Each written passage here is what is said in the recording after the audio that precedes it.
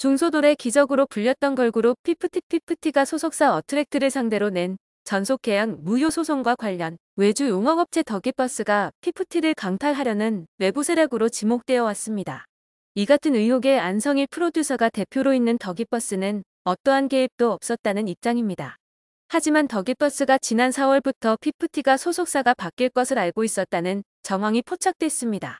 보도에 따르면 더기버스 직원들의 메신저에서 더기버스 직원 김모 씨는 지난 4월 6일 경영지원 직원 이모 씨에게 안성일 대표님 컨펌이라며 피프티 해외 홍보 대행사 헬릭스와의 연장을 지시했습니다. 그러면서 중간에 피프티의 소속사가 바뀔 수 있다고 암시했습니다. 중간에 소속사 바뀌면 그때 계약서 수정해도 문제없다더라는 대목인데요. 더기버스 측이 헬릭스 측의 계약 연장 뒤 피프티 소속사가 바뀔 수 있다라는 취지의 말을 전했고 헬릭스 측이 바뀌면 그때 계약서 수정해도 문제없다는 답변을 해왔다는 것으로 풀이됩니다. 피프티 전속계약 해지 가처 분 신청과 관련 더기버스는 계속해서 피프티 멤버들을 강탈하려는 외부 세력으로 지목되어 왔습니다. 그러나 이 같은 의혹이 제기될 때마다 더기버스는 개입한 적 없다는 태도로 일관했지만 이번 보도를 통해 반박 주장 또한 거짓이었을 확률이 높아지고 있습니다. 피프티가 어트랙트를 상대로 법원에 전속계약 효력 정지가 처분 신청을 낸 건 지난 6월 19일입니다. 더기버스가 실제로 피프티의 전속계약 무효 소송에 관여하지 않았다면 중간에 소속사가 바뀌리라는 것도 몰랐어야 합니다. 그러나 더기버스 측은 지난 4월부터 피프티 소속사가 바뀔 수 있다는 것을 염두에 두고 있었고 해외 홍보 대행사에 관련 내용을 문의했던 것으로 보입니다. 해당 내용을 보도한 언론 매체는 더기버스 안성일 대표 김 씨에게 해당 메시지의 의미를 묻기 위해 연락을 취했으나 닿지 않았다라고 전했습니다. 한편 현재 피프티 소속사 분쟁은 조정 절차에 넘겨진 상태인데요. 조정회부는 법원이 판결보다는 타협을 통해 양측의 갈등을 원만히 해결하는 게 바람직하다고 판단할 때 이를 유도하는 절차입니다. 법원은 신문기일에서 양측의 주장을 들은 뒤 이같이 결정했으며 조정기일은 아직 잡히지 않았습니다. 재판부는 판결보다 두 당사자 간 원만한 합의를 가지는 것이 낫다고 판단하면 사건을 조정에 붙일 수 있습니다. 만일 이번에 조정이 이루어지지 않으면 법원이 특정 조건을 제시한 강제 조정을 합니다. 양측이 이를 받아들이면 확정 판결과 같은 효력이 생기지만 한쪽이라도 받아들이지 않으면 다시 재판이 열립니다. 하지만 조정을 통해 합의를 한다고 해도 당분간 정상적인 활동은 어려울 것으로 보이는데요. 아직 더기버스 안성일 대표 등과의 분쟁도 남아있으며 무엇보다 싸늘해진 여론을 다시 되돌리기에는 시간이 필요할 것으로 보입니다. 실제 조정회부가 알려진 뒤에도 각 커뮤니티에서는 어트랙트 측을 향해 피프티 멤버들과 합의를 하지 말라는 의견이 다수를 이루고 있습니다. 이에 대해 연예부 기자 출신 유튜버는 좀 더 자세히 상황을 설명했는데요. 유튜버는 이 회부 결정을 두고 말들이 많다. 피프티에게 유리하다. 어트랙트 측에 유리하다 등의 의견이 많다.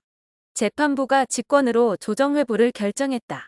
워낙 사회적으로 이슈가 컸던 사안이었기에 양측에서 결론이 나기 전에 한번 만나보고 만나서 뜻밖의 결론이 나올 수 있지 않느냐는 의견이라고 말했습니다.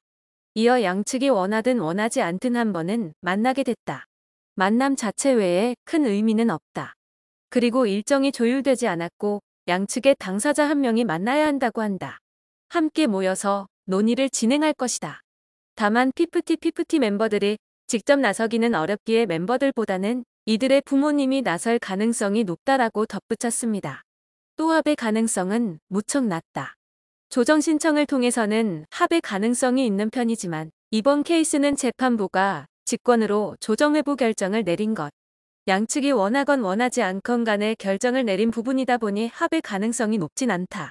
만약 이전에 피프티 멤버들이나 부모님이 어트랙트 측의 합의나 만남, 이야기 요청을 단 한 차례만 했었어도 조정 가능성이 높은 상황이었다라고 설명했습니다. 그런가 하면 유튜버는 또 하나의 관전 포인트는 8월 5일로 지정된 골든타임도 변화가 있다. 조정회부 결정에 따라 결정도 일주일 정도 늦춰지게 됐고 현재 재판부도 휴가 시즌인 게 또 하나의 변수. 부득이하게 일주일이 더 걸린다. 약 2주간의 시간을 벌 수 있게 됐고 의지만 있다면 합의에 도출할 수 있다라고 밝혔습니다. 유튜버는 만약 재판부가 인용 결정을 내린다면 중소기획사와 대형기획사에도 치명타가 될 전망이라며 언제든 돈 있는 집단에서 중소기획사에서 열심히 만들어 놓은 멤버들을 빼갈 수 있는 구조가 만들어진다. 선례가 만들어지기에 어트랙트 측에서는 더욱 질 수 없다는 입장이라고 말했는데요. 이어 추가로 멤버들 부모님 역시 본인들의 가처분 신청이 인용될 것이라는 큰 자신감을 갖고 있다라고 덧붙였습니다. 무엇을 믿고 그렇게 큰 자신감을 갖고 있는 것일까요? 더불어 유튜버는 피프티 이 기설에 대해서도 언급했는데요. 그는 물론 아니다. 전홍준 대표는 8월 5일까지 골든타임을 제시했고 조정회부 결정과 재판부 휴가 등으로 2주 시간을 벌게 됐다. 이런 상황에서 2기 프로젝트 진행이 아닌 멤버 부모님들과 대화를 진행하겠다는 상황이라고 밝혔습니다.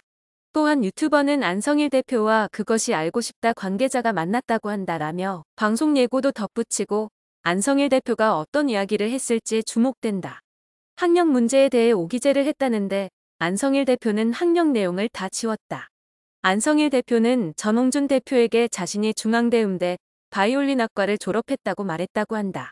각기 다른 연예 관계자들에게 다르게 사실을 말했다는 것이라고도 밝혔습니다. 이어 알고 보니 안성일 대표 친형이 중앙대음대 작곡과를 나왔고 대학원을 신학대학원으로 옮겨 안수를 받았다라고 전했습니다. 안성일 대표가 어떤 이야기를 들려줄지 기대됩니다. 그런 가운데 피프티 사태 원조 논란을 일으켰던 손승연이 뮤지컬 배우 최재림과 열애설이 났지만 최재림 측이 열애설 보도 후 곧바로 손승연과 사귀지 않는다라고 밝히면서 열애설은 20분 만에 종결됐습니다. 중소의 기적으로 불린 피프티의 시작은 미미했습니다. 데뷔 후 국내에서는 별다른 주목을 받지 못했지만 해외 반응이 뜨거웠습니다. 노래 큐피드로 데뷔 134일 만에 미국 빌보드 메인 싱글 차트 핫100에 진입한 게 신호탄이었습니다. 데뷔 이후 가장 최단 시간에 핫100 차트에 든 K-팝 그룹, 가장 높은 순위까지 올라간 K-팝 걸그룹 단독곡이라는 새로운 기록을 썼습니다. 6월 5일에는 세계 최대 음원 스트리밍 서비스인 스포티파이에서 블랙핑크를 밀어내고 월별 청취자가 가장 많은 K-팝 걸그룹 역대 1위를 차지했습니다. K-팝 그룹 전체로 따지면 BTS에 이은 2위입니다. 피프티가 놀라움을 준 건 단지 기록 때문만은 아닙니다. 하이브나 SM, JYP, YG 등 소위 빅4 기획사가 아닌 중소기획사 소속 걸그룹이 낸 성과라는 점에서 주목을 받았습니다. 소속사 어트랙트 역시 2021년 6월 문을 연 신생 기획사입니다. 전홍준 대표는 피프티의 싱글 1집 실물 앨범을 발매하기 위해 10년간 찾던 롤렉스 시계를 망설임 없이 중고로 팔았다며 그룹에 대한 신뢰와 애정을 보이기도 했습니다. 피프티는 중소돌의 기적으로 불리며 흥행을 이어갔습니다. 하지만 성공을 향한 동행은 오래가지 않았습니다. 6월 23일 소속사 어트랙트는 입장문을 발표했습니다. 외부 세력이 당사에 대한 중상모략을 통해 소속 아티스트들이 잘못된 판단을 하여 전속 계약을 무시하고 자신들과 계약을 체결하도록 유도하는 불법적 행위를 자행하고 있는 정황을 발견했다며 끝까지 법적 책임을 묻겠다는 내용이었습니다. 이미 피프티 멤버들은 소속사 어트랙트를 상대로 서울중앙지방법원에 전속계약 효력 정지 가처분 신청을 낸 이후였습니다. 어트랙트는 음모의 배우가 워너뮤직 코리아가 아닌 더기버스인 점을 명확히 했습니다. 더기버스가 중간에서 소속사의 승인 없이 바이아웃 계약을 진행하려 했다는 것인데요. 더기버스 측은 불필요한 역할을 수행하려 한 적 없다며 어트랙트의 주장이 사실이 아니라고 반박했습니다. 여론이 한쪽으로 기울기 시작한 건 히트곡 큐피드의 저작권에 얽힌 문제가 불거지면서부터였습니다.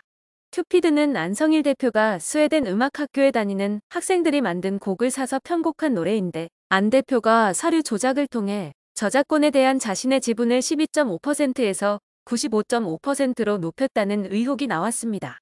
여기에 멤버들이 소속사인 어트랙트 몰래 그룹의 한글 이름 피프티와 각자의 활동명을 상표권 등록했다는 사실까지 알려지자 의심은 더욱 짙어졌습니다.